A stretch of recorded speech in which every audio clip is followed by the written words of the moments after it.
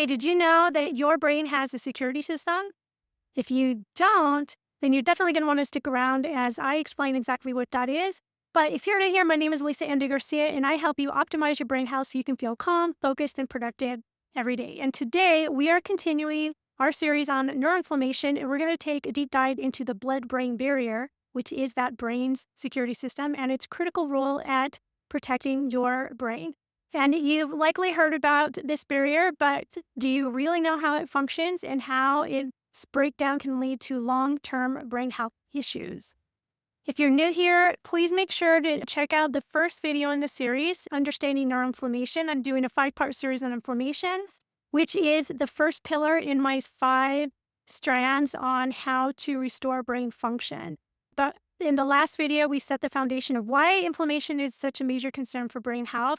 So be sure to also subscribe so these important videos get more reach and you are the first one notified when a new video drops. These videos are dropped on Mondays, and then on Thursdays I have a different series of videos. So I have Mondays and Thursdays that will be popping up in my channel. The blood-brain barrier, this is a network of cells that form a tight seal around the brain's blood vessels, okay? So I used to think it was like this saran wrap around the entire brain, but it's actually around the blood vessels because that's how things travel and enter the brain anyways, through the bloods. It's a highly selective barrier that allows essential nutrients like glucose and oxygen into the brain while keeping harmful substances like toxins and heavy metals and bacteria and certain immune cells out. So it's like this filtration system that lets the good stuff in and keeps the bad stuff out. That's what it's supposed to do. And your gut has a barrier as well. So your whole body, there's barriers all over the place. Our skin is a barrier, actually. So it's one of the reasons that our brains have been able to stay so protected throughout history and evolution, if you will. So although it's protected, though, it's not completely impermeable. Certain substances can cause the blood-brain barrier, especially when it becomes weakened due to various factors, and then that's where the trouble is going to start. It's like when you put up a new fence, you can keep stuff out, but after a while with wear and tear, and it kind of bends or maybe it's like a fabric. Let's say you have a fence around your garden, and it's like kind of one of those fabric-y fences, or that you put up the post and then you put like fabric around it. After a while, it gets weathered, and the more weathered it gets, like the more stuff that can get through. That's kind of what the blood-brain barrier can happen. We want the good stuff in and the bad stuff out, but once it becomes weakened, well, then we're gonna have some things getting in that we don't want to get in. So chronic inflammation, whether it's due to poor diet, infection, stress, exposure to environmental toxins, it can weaken the integrity of the blood-brain barrier. So when this barrier becomes compromised or leaky, it allows harmful substances to slip through. So if you've heard of a leaky gut, you can have a leaky gut and you can have a leaky brain. And usually when you have one, you actually have the other because they mirror each other. These substances can be like heavy metals, pollutants, pesticides, inflammatory molecules. There are some metals and some chemicals that can easily penetrate the blood-brain barrier because they're more man-made and kind of more recent things. And so that's very problematic, especially if it's like in our air or something where a lot of people are getting exposed to it. But once the toxins enter the brain, they can trigger an inflammatory response that, like we talked about last week, inside the brain itself, and then it causes a vicious cycle of damage and inflammation that leads to cognitive decline over time.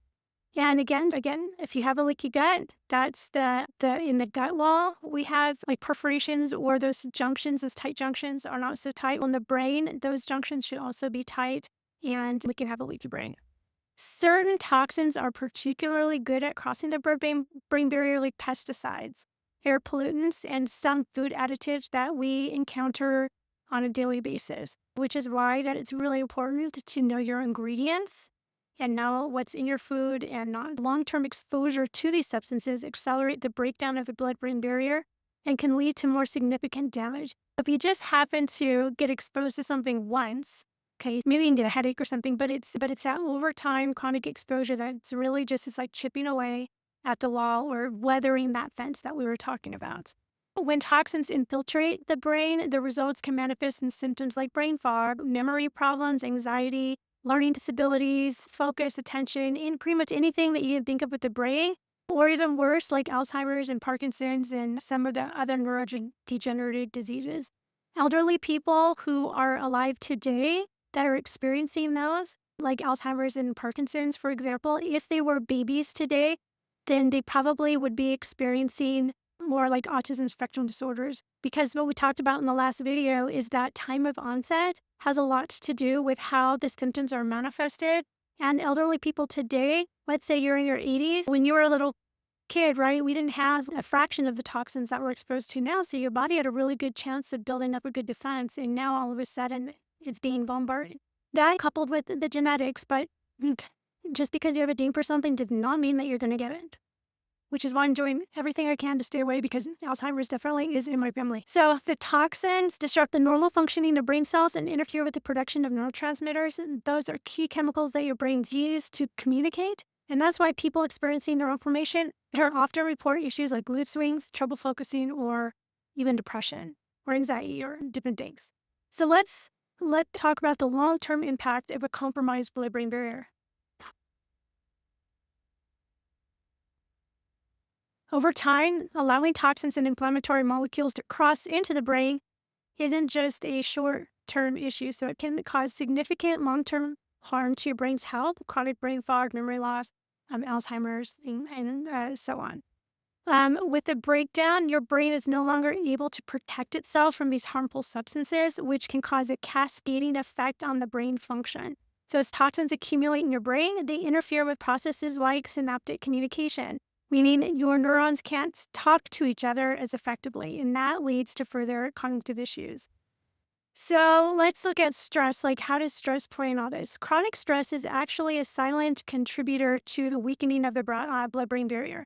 When we're stressed, our bodies produce higher levels of cortisol. That's a hormone that can be useful in a small amount, but damaging when the levels are elevated over time, which, by the way, let's say you're a marathon runner. Your body is producing a lot of cortisol. Over-exercising is actually damaging to the body when you do it for long periods of time. You don't have to tell me twice, or just like, I'll under-exercise any day. Anyway, exercise is important, but people who just push the limit for too long, it breaks down the body. Too much cortisol contributes to inflammation, which in turn weakens the blood-brain barrier and makes it more permeable. So even if you're doing everything else, like you're eating and you're avoiding environmental toxins, unmanaged stress can still allow harmful substances into your brain. So you want to consider like everything. It's not just like one thing, okay? The connection between stress and brain inflammation is something that we will look a little bit more in the next video, so make sure you stay tuned for that. So the good news is that there are steps you can take to protect your blood-brain barrier. One of the most effective strategies is to reduce chronic inflammation through lifestyle changes, and an anti-inflammatory diet is key. Right now, most of what you're eating is probably producing some kind of an inflammation effect. If it has chemicals, it has pesticides, if it has anything artificial, preservatives, but also the food itself. Let's say you're just eating corn. Corn can be inflammatory for a lot of people. Wheat can be inflammatory for a lot of people. It can be argued that it's because a lot of our grains and everything, it's all sprayed with glyphosate. Is it because it's sprayed, or is it the actual protein in the molecule? Or maybe because we've had it sprayed so long and our bodies were reacting to the information of that pesticide, it has attached it to the protein. Okay, we don't really know, but foods themselves, even if there's no toxin around it, can be inflammatory. Dairy and wheat are like kind of the two biggest ones, and then corn and eggs can be inflammatory for some people. So you can focus on foods rich in omega-3 fatty acids and fatty fish, for example, antioxidants, polyphenols, which are like kind of those like nice colors, dark rich colors in fruits and vegetables. These nutrients nourish the brain and help repair and maintain the integrity of the blood-brain barrier. Omega-3s in particular are known for their ability to reduce inflammation and support brain health. In fact, I watched a webinar a few months ago. It was like a 3-hour thing because it was on concussions. And there was a doctor on there. He used to be like a really high military medical, I don't know. He was a doctor in the military. I don't know what his rank or anything was, but he was very high. And his huge thing was omega-3s for concussions, especially the faster that you implement it after the concussion, the easier and faster the repair. And he developed an IV where you can have an IV with omega. So it can like go right into your bloodstream. I don't know where you could get that, but anyway, so it's a thing. Omega-3 is very, what just happened? So omega-3 is very healing for the brain. Antioxidants like in blueberries and green tea, and vitamin C, all the antioxidants combat oxidative stress, which is another driver for brain inflammation. So in addition to a good diet, other supplements can further support the health of the blood-brain barrier, like curcumin. Curcumin is an extract from turmeric, and it's been shown to reduce inflammation and strengthen the blood-brain barrier. Resveratrol, that's for red grapes, and red wine. Alpha-lipoic acid are two more powerful antioxidants that can help protect your brain. Reducing your exposure to environmental toxins is also critical. So simple steps like drinking filtered water, choosing organic foods, using air purifiers just can limit your exposure to the harmful substances that can break down the blood-brain barrier. So a healthy blood-brain barrier is crucial to overall brain health. So by understanding a little bit of like how it works, because even around your brain, so the barrier is not, like I say, it's not the saran wrap around your brain, but it's the barrier in the blood vessels in the brain. So these like little tiny cells, they have tight junctions that try to prevent things from going through. But also we have, so just thinking, it just made me think of, a microbiome in our brain. So everybody thinks about the microbiome, all the bacteria being in our gut. However, we have a microbiome in our gut. We have a microbiome on our skin, which is why you don't want to use hand sanitizer, because you kill it all and then you end up with skin problems. We have a microbiome in our lungs, in our heart. We have a microbiome around our brain. So we have good bacteria, hopefully. That we want the balance of the good more than the bad bacteria around our brain. So you want a healthy blood-brain barrier and you want a healthy microbiome in your brain as well. In the next video, we're going to dive into the gut-brain axis and how it's closely linked to inflammation and how the two systems communicate. Okay, because gut, brain, they mirror each other. So I want you to stay tuned for that. And I want to let you know that I actually have a link to a workshop below that's packed full of specific details on how to support your brain. I rotate these workshops every few months, like periodically. So just go to the description for the link for the current workshop, whatever it is going to be at the time of when you're viewing this. And don't forget again to like and subscribe and share this video if you found it helpful. And lastly, if you have a question or a topic you want me to dive into, please drop that in the comments below. And I will probably make a video on that in my Thursday series. So be sure to be looking at both. Monday series, 5 pillars, Thursday series, other thought-provoking topics